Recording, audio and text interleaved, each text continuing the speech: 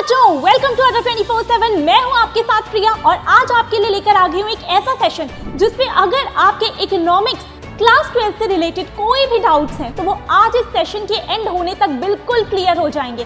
But इस session को start करने से पहले आप सभी को बहुत बहुत कॉन्ग्रेचुलेशन। आखिरकार अब आप क्लास 12 के स्टूडेंट्स बन चुके हैं एंड नेक्स्ट ईयर आप भी बोर्ड में अपीयर होने वाले हैं। आज के इस सेशन में हम लोग इकोनॉमिक्स क्लास 12 का जो भी सिलेबस रहता है आपका उसके बारे में डिस्कशन करने वाले हैं एंड आपको इसके बाद इस सिलेबस से रिलेटेड कोई भी डाउट नहीं रहने वाला, ये मेरी अश्योरेंस है।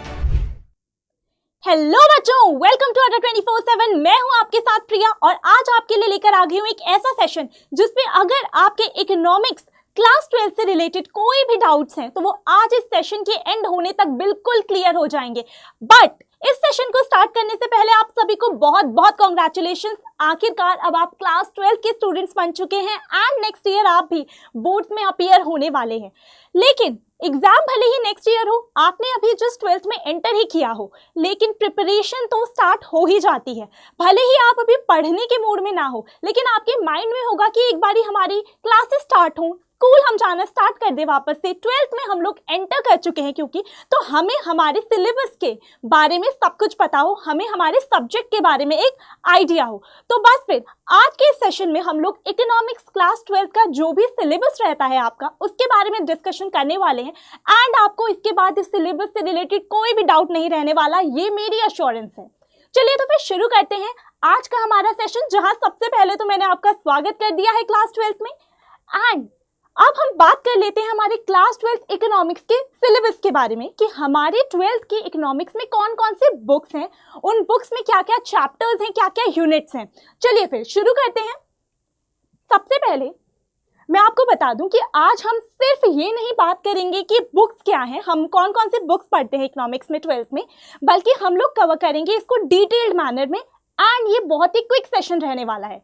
तो सबसे पहले हम बात करेंगे कि आपकी इकोनॉमिक्स में कौन कौन सी बुक्स आती हैं, देन उन दोनों ही बुक्स में क्या क्या यूनिट्स रहते हैं एंड देन लास्ट में हम उन यूनिट्स की वेटेज के बारे में भी बात करेंगे, क्योंकि आपको अगर स्टार्टिंग से ही इस बारे में क्लैरिटी हो कि आपकी यूनिट्स की वेटेज क्या है तो आप अकॉर्डिंगली अपने यूनिट्स को प्रिपेयर करते हैं।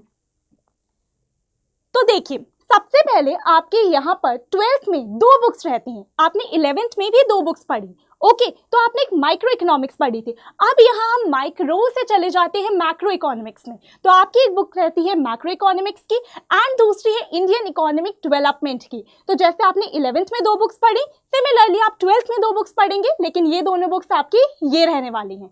अब हम ये जो दो बुक्स पढ़ने वाले हैं इनका एग्जाम में किस तरीके का वेटेज रहता है, सबसे पहले हम लोग ये जान लेते हैं।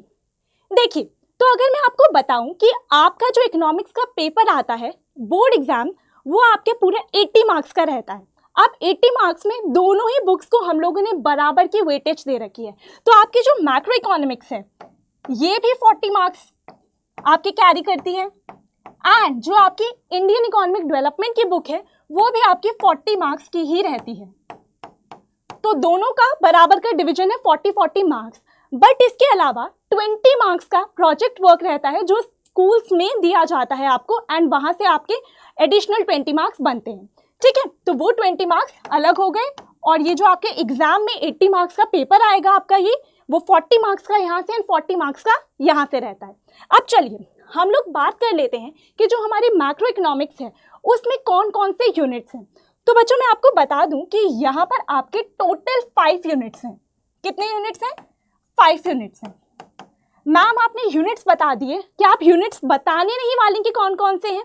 बच्चे वो भी समझ लेते हैं। देखिए, आपके जो 5 यूनिट्स रहते हैं आपकी मैक्रो इकोनॉमिक्स से वो कुछ इस तरीके से हैं। भले ही अभी आपको नाम बड़े बड़े लग रहे हो, लेकिन जब आप इस बुक को पढ़ेंगे, इन सारे चैप्टर्स को हम कवर करेंगे, आपके बिल्कुल टिप्स पर होंगे और नेक्स्ट ईयर जब आप बोर्ड एग्जाम देंगे ना तो आपको ऐसा लगेगा कि पेपर तो बहुत ही ईजी था। तो देखिए, सबसे पहले national income and related aggregates आपका यूनिट 1 है। Second unit is money and banking. Third unit is determination of income and employment. Fourth unit is government budget and your last unit is balance of payment. Ma'am हमें unit की weightage भी तो बताइए। चलिए बच्चे, वो भी इंपॉर्टेंट है तो वो भी जान लेते हैं।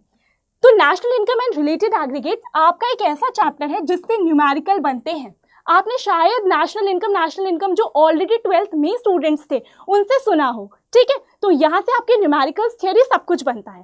फिर है आपका मनी एंड बैंकिंग, ये आपका 6 मार्क्स का रहता है। Then determination of income and employment, इस चैप्टर की जो वेटेज है, इस यूनिट की जो वेटेज है वो सबसे ज़्यादा है, ये 12 मार्क्स का है।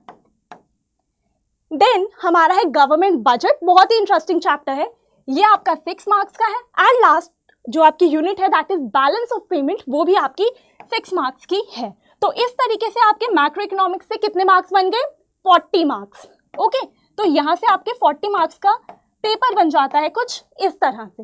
अब चलते हैं हम लोग हमारी दूसरी बुक पर, which is units of Indian economic development. हम लोगों ने ये बात करनी है। तो आपके इंडियन इकोनॉमिक डेवलपमेंट में 5 नहीं 3 यूनिट्स हैं। तो सबसे पहले हम लोगों ने कहा कि यहाँ पर कितने यूनिट्स हैं? 3 यूनिट्स हैं। ओके, आपकी मैक्रो इकोनॉमिक्स में 5 यूनिट्स हैं एंड इस बुक में आपकी 3 यूनिट्स हैं। इसको हम शॉर्ट में IED भी कह देते हैं। तो यहाँ पर ये जो 3 यूनिट्स हैं, चलिए समझ लेते हैं कि कौन कौन सी यूनिट्स हैं, इनकी वेटेज क्या है। अगेन बड़े बड़े नाम हैं यूनिट्स के, यूनिट्स पढ़ने पर आपको मज़ा ही आने वाला है, कुछ आपको आपकी इंडियन इकोनॉमी के बारे में पढ़ने को मज़ेदार मिलने वाला है यहाँ पर। तो सबसे पहला आपका यूनिट है डेवलपमेंट एक्सपीरियंसेस। हमारे क्या डेवलपमेंट एक्सपीरियंस रहे 1947 से 1990 तक, एंड जब 1991 में इकोनॉमिक रिफॉर्म्स आए तो उसके बाद क्या हुआ, तो एंड इकोनॉमिक रिफॉर्म सिंस 1991। तो फर्स्ट यूनिट है आपका ये। सेकेंड यूनिट है आपका current challenges facing the Indian economy, कि इंडियन इकोनॉमी किस तरीके के करंट चैलेंजेस को फेस करती है। एंड लास्ट यूनिट है आपका development experience in India comparison with neighbours. Okay, तो ये आपके 3 यूनिट्स हैं आपके IED में। अब चलिए ये जान लेते हैं कि इन तीनों ही यूनिट्स की वेटेज क्या रहती है। तो देखिए, जो आपका पहला यूनिट है ये आपका 12 मार्क्स कैरी करता है। Okay, 12 marks. जो आपका दूसरा यूनिट है ये आपके 20 मार्क्स की वेटेज रखता है। एंड जो आपका लास्ट यूनिट है, थर्ड यूनिट है, ये आपके 8 मार्क्स की वेटेज रखता है। तो इस तरीके से अगेन आपकी जो इंडियन इकोनॉमिक डेवलपमेंट है वहाँ से भी आपके 40 मार्क्स बन जाते हैं। तो हम लोगों ने दोनों बुक्स के बारे में समझा। हमने ये समझा कि जो दोनों ही बुक्स हैं आपकी, उन दोनों बुक्स में कौन कौन से यूनिट्स हैं। एक बुक में 5 यूनिट्स हैं, एक में 3 यूनिट्स हैं। एंड उन 5 यूनिट्स एंड उन तीनों यूनिट्स की आपके एग्जाम में क्या क्या वेटेज रहती है। तो ये था आपका पूरा का पूरा क्लास 12th इकोनॉमिक्स का सिलेबस, जिसके लिए बच्चे परेशान हो जाते हैं। बाद में तो आपको सिलेबस आपके टिप्स पे होगा क्योंकि बुक ही इतनी बार पढ़नी पड़ेगी, लेकिन इनिशियली थोड़ा सा डाउट रहता है। तो ये सेशन इसीलिए था ताकि आपका वो डाउट क्लियर हो जाए और आप पढ़ाई पे फोकस कर सके, ना कि इन छोटी छोटी बातों के लिए आप बार बार परेशान हो। तो ओके बच्चे, यही था हमारा आज का सेशन जिसमें हम लोगों ने सिलेबस पढ़ा। आई होप आपको सिलेबस क्लियर रहा हो। पढ़ना शुरू नहीं भी किया है तो एक बार ये सिलेबस देख लीजिए, चीज़ों को समझ लीजिए, और आपका ये 12th का ये जो सफ़र रहे आई होप कि बहुत अच्छा रहे, आप बहुत अच्छा स्कोर करें अपनी 12th क्लास में भी।